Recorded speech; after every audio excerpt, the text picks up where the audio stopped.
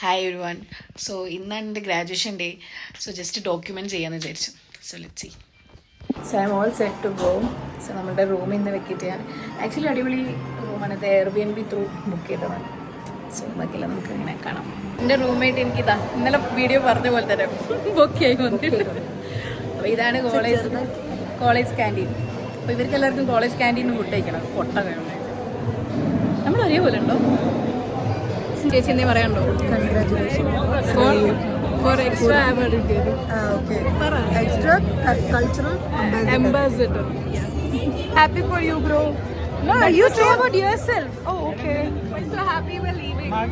Yeah, bro. Something like that. How do we feel now? എല്ലാം കഴിഞ്ഞു. So tired. നല്ല വിശക്കുന്നത്. മേഘന food കഴിക്കാൻ പോകും.